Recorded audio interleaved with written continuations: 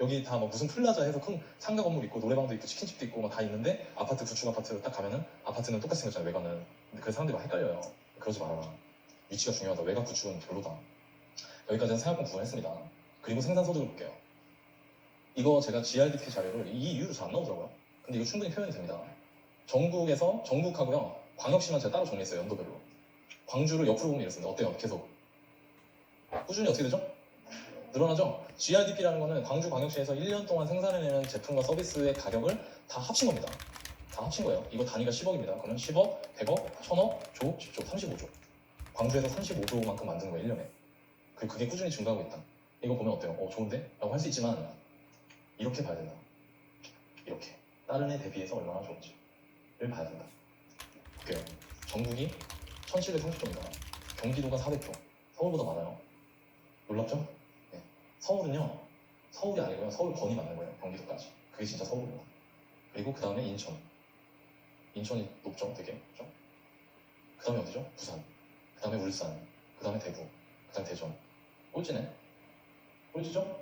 대전하고 인구 비슷한데 이게 밀리는 거예요. 아, 광주는 확실히 인구가 작아서 그런지 꼴찌구나. 근데 울산은 인구 작은데 이렇게 많아. 그러니까 울산 아파트가 올라가면 어떻게 될까요? 한번 올라가면 헛발력이 다른 거예요. 올라갈 때 쭉쭉 올라갈 수 있는 거예요. 왜? 돈이 많아요. 그러니까 가보면 느낌 와요. 근데 이런 게 데이터로 볼 수 있는 거죠. 이거를 정리하면 이렇게 돼요. 1인당 생산액. 그러니까 지역, 어차피 1인당 생산이 꾸준히 생산 중이지만 제일 낮다.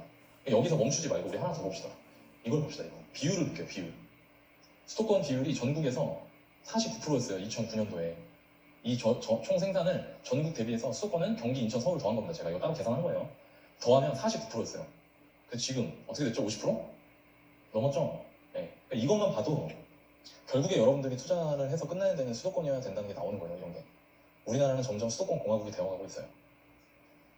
그리고 비율을 볼게요. 비율. 전국 대비 원래 광주가 2009년에 2.1%였거든요. 근데 지금도 지금 2%. 거의 변화가 없죠. 그래서 제가 회색으로 칠해놨어요. 수도권은 늘었으니까 빨간색으로 칠해놨고요. 대전도 2.2%였는데 지금도 2.2%. 변함이 없어. 부산, 울산하고 대구는 비율이 이렇게 빠집니다. 점점 줄어들어요. 그죠? 아, 점점 더 부산, 울산의 생산 기능이 떨어지고 있구나. 부산의 GRDP만 보면 늘어요. 근데 부산이 차지하고 있는 생산액 자체가 우리나라에서 규모가 점점 줄어들고 있다. 이거를 봐야 된다. 사실 이게 의미 있는 건 지금 투자하는 데 크게 상관없거든요. 근데 제 생각에 다음 사이클 정도에 볼 때는 좀 조심해야 돼요. 부산 안에서 지역 고르거나 상품 고를 때. 부산에서 너무 외곽이거나 너무 노인들이 많거나 이런 데 투자하면 안 돼요. 집이 빌 수도 있다. 나중에. 부산이라고 하더라도. 지금은 괜찮아요. 근데 이런 추세를 꾸준히 가지는 게 좋고 여러분들 평상시에 이런 거 안 하시니까 제가 그냥 상식선에서 얘기해드린 겁니다. 수도권은 는다. 충청도, 전라도는 유지, 경상도는 감소하고 있다. 큰 뷰로 보는 거예요. 큰 뷰. 소득을 볼게요. 이제 서울부터 광역시들. 이게 시사하는 바가 엄청 많습니다. 여러분 보세요. 가구 소득이죠. 가구 소득. 한 가구의 소득입니다. 서울은 300만 원 넘는 비중이 60%가 넘어요. 한 가구에서 300만 원 이상이 60%가 넘습니다. 이만큼이 300만 원 이상이니까. 그리고 이 비중은 전국에서 가장 높다. 왜 그럴까요? 맞벌이가 많으니까. 맞벌이가 많으니까 그런 거예요. 근데 어찌됐건 간에 뭐 경제 공동체가 많으니까. 어찌됐건 간에 서울이 소득 수준이 제일 높다. 그 다음에 경기도. 경기도도 되게 높죠? 근데 울산이 그 다음이에요. 300만 원 이상 사람이 제일 많은 데가 서울 다음 울산입니다. 그죠? 아, 울산은 진짜 싼 것 같아요, 지금. 경기도. 그 다음에 경기도예요.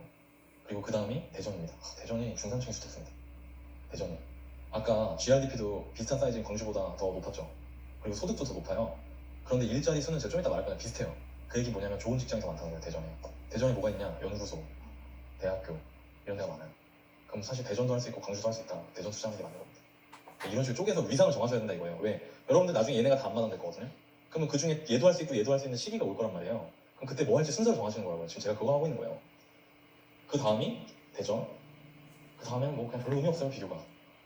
부산, 광주, 대구는 소득 수준이 낮아요. 낮습니다. 이거가 되게 포인트가 있는 겁니다. 광주는 젊은데도 낮아. 인구가. 여기는 노인들이 많으니까 낮다고 쳐. 근데 광주는 사람들이 젊은데도 소득 수준이 낮다. 이거는 이 광역시들 중에 투자를 봤을 때 광주가 몇 번째라는 거예요. GRDP나 소득 수준을 봤을 때 꼴찌라는 겁니다. 이렇게 위상을 정해놓는 게 좋다. 근데 중요한 거. 근데 만약에 지금 광주 빼고 다 비싸면 어떡해요? 그럼 광주가 투자하는 거예요. 이런 위상을 정하십시오. 지금 요게 이제 수준입니다. 요 높이가 높을수록 소득 수준이 떨어지고 이 높이가 이게 낮게 있을수록 소득 수준이 높다. 서울이 제일 잘 산다. 광주는 영이다. 광주는 광역시 중에 거의 제일 소득이 낮다. 부산이 참 놀랍죠. 부산이 그러니까 우리가 흔히 얘기하는 정말 저소득층이 제일 많아요. 이렇게 많아요. 이 얘기는 뭐냐면 부동산으로 치면 이 사람들이 사는 곳과 그렇지 않은 곳 사는 사람들이 사는 곳이 분리가 될 거라는 겁니다. 그래서 부산에서 투자하실 때는 지역이나 이런 걸 잘 고르셔야 된다. 무조건 부산이라고 하는 게 아니라 광주는 광주시의 소득층이 낮다. 이제 주변 지역 볼게요. 광주 전라남도입니다. 이게 광주가 가운데 있고요. 나머지 도시 중에 인구가 소멸 제 세대 우리 세대 뭐 우리 비슷하잖아요. 다. 우리 세대에 인구가 소멸하지 않을 만한 곳이 여기밖에 없어요. 나머지 영광 굴비, 담양 메타세콰이아 길이랑 떡갈비, 곡성은 그 무서운 영화 곡성 그거 아니야 이거? 이런 동네들 있잖아요. 한 번쯤 들어봤을 만한 동네들은 저희가 노인이 됐을 때 여기는 사람이 아예 안 살고 있을 확률도 높습니다. 그런 확률도 있어요. 그런 데란 말입니다. 이런 데 의미 있어요 없어요? 안 보면 됩니다. 그냥. 그럼 나머지를 보는 거예요. 그럼 이 나머지를 제가 이렇게 표시한 기준은 뭐냐? 인구 20만이 넘는 곳. 얘는 뭐냐? 얘는 나주. 왜? 혁신도시가 있으니까.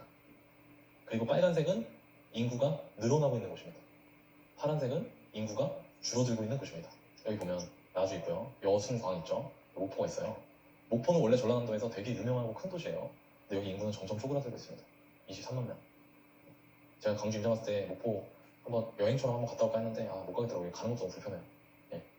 23만, 28만, 15만 이거 다 합치면 여순광이라고 해서 이거 다 합치면 한 70만 좀 더 되거든요. 실제로 여기까지를 투자 범위로 보는 투자자들도 있어요. 저는 여기 안 봅니다.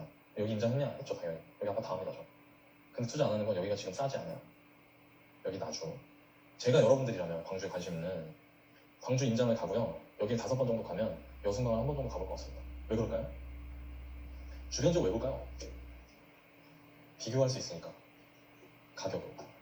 가격을 비교할 수 있어요. 여러분 지방도 이렇게 봐야 돼요. 무슨 얘기냐면 여러분들이 청주를 갔잖아요. 임장을. 그러면 세종을 가봐야 돼요. 가서 부동산 가서 집도 보고 해야 돼요. 그래야 느껴요. 와 여기 차로 1시간도 안 걸리는데 가격이 이렇게 많이 나? 이런 감이 생긴다 이겁니다. 여러분이 광주에만 들어가 있으면 이게 싼지 비싼지 당최 감이 안 와요. 근데 주변을 보는 거예요. 여러분들 그냥 상식적으로요. 여순강이 비싸야 돼요? 광주가 비싸야 돼요? 그죠? 지금 여기 여수 순천 이쪽에서 제일 비싼 아파트 얼마인 줄 아세요? 7억입니다. 전용 8사가 새 아파트, 신대지구 8단지 이런 거, 골드클래스 이런 거 가보면 잘 해놨어요. 근데 저는 그거 볼 때 제가 여순강을 작년 여름에 갔거든요. 제 튜터들이랑 노는 셈 치고 갔어요. 차 하나 빌려가지고 돌아다니면서 여기 상업단지랑 쭉 보고 임장했는데 딱 보는 순간 너무 깜짝 놀랐어요. 이게 6억이야? 이랬어요 제가. 왜냐면 그때 당시에 광주에서 제일 비싼 게 7억이었거든요. 7억 8억이었어요. 봉선동 제일 풍경지 해고가. 저는 무슨 생각했을까요 그거 보면서. 광주 아니까 와씨 광주 왜 이렇게 싸? 이렇게 되는 거예요. 그래서 주변 지역을 봐야 된다. 지방광역시 임장할 때 주변 지역을 봐야 된다. 서울과 경기도를 같이 봐야 되듯이. 그래서 이거를 넣은 겁니다. 이 지도를. 그냥 여러분들한테 이거 소개해주려고 넣은 게 아니라. 무슨 말인지 아셨죠? 넓게 보는 습관을 처음부터 기르세요. 저라면은 여길 5번 가면 여기 한 번은 가볼 것 같습니다. 대구를 5번 가면 구미를 한 번은 가볼 것 같고요. 부산을 5번 가면 부산은 크니까 부산 한 8번 가면 양산을 한 번, 김해를 한 번 이런 식으로 가볼 것 같아요. 대전을 5번 가면 청주나 세종 이런 데 가볼 것 같습니다. 네. 주변 지역은 망하고 있다. 아마 휴가가 아닌 이상 저는 주변 지역에 임장할 일이 없을 것 같다. 이유는 광주에서 다 팔아먹고 있으니까 지금 이렇게 보시면 됩니다. 그럼 저희 5분만 쉬었다가 입지하고 가격을 같이 할게요.